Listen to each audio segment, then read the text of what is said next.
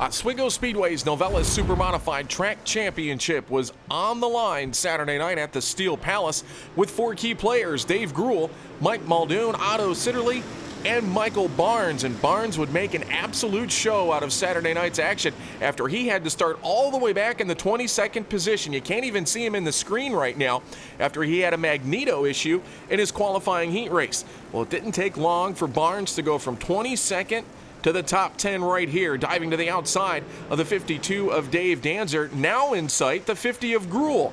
Barnes came into the day only 12.5 points out of the championship lead. He was 18.5 out when the feature event started, but he dove to the outside of Gruel on lap 7 to take over the 9th spot, coming out of corner number 4. Then he would next set his sights on the 0 of Tim Snyder. Now keep in mind, once Barnes gets around the 0 of Snyder, the 50 of Gruel will make the same move to get into the 9th position. Gruel would stay in that spot, which means Barnes would have to charge all the way from 22nd to at least the 2nd position on the speedway in order to win the track championship. And he certainly had that on his mind, as next he would look to the low side of the 15 of Mike Muldoon into corner number 3 as they were working up onto the slower cars of the 83 of Lou LeVay Jr. and the 79 of Brian Sobis. Both Muldoon and Barnes were able to use the 83 of LeVay as a pick. As he moves to the low side, they charge around the outside of the 7 of Sitterly, continuing to move through the pack. Later on, however, after a caution for the 11 of Eric Iosu, championship contender Muldoon would lose the handle out of corner number 4, spinning out of action and out of contention for the 2016 track championship. When they went back green, Barnes again went to the outside of the speedway, but up front, Keith Champagne trying to make the move on the 02 of Brandon Bellinger. You would see the Bellinger machine move around. Gosick would slide to a stop on the outside in the 00, spin to avoid called. Gosick would get his position back on the speedway in the 4th spot. Back to green one more time. Barnes again on the outside of the racetrack in turns 3 and 4, using that new LC7 compound that the speedway has been utilizing to try and open up an outside lane. Barnes was in it for the majority of the night, now chasing the 00 of Gosick. Gosick would get to the outside as well. He works on the number 21 of Cody Graham to try and move into that 3rd spot. Gosick made his record 439th start at Oswego Speedway on Saturday night, just passing over Eddie Bellinger, who had made 438 starts in the 02 machine. Barnes would follow suit on Gosick. He worked to the outside of Graham in the 21.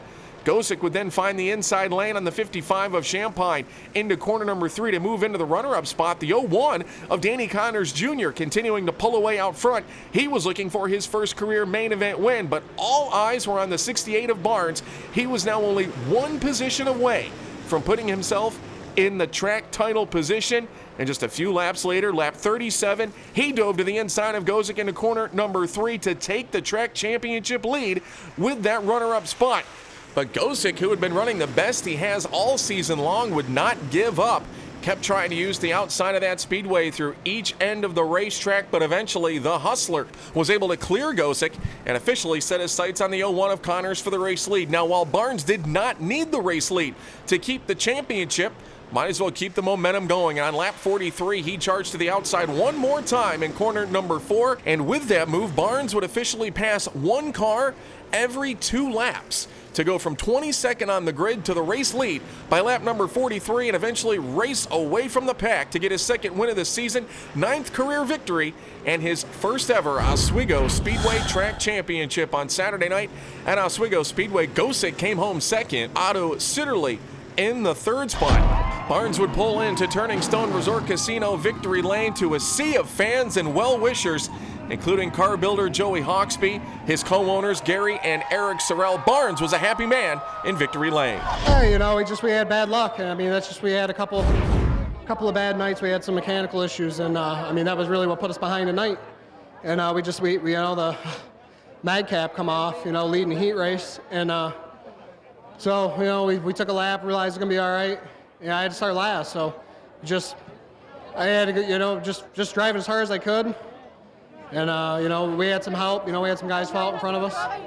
So, I don't know. I can't say enough about these guys. They just gave me a good car. And, everybody, even, Dave Gruel, I'm competing with for the points, comes over and he says, hey, don't get down about it. Just whatever happens, good luck. And I'm just so happy.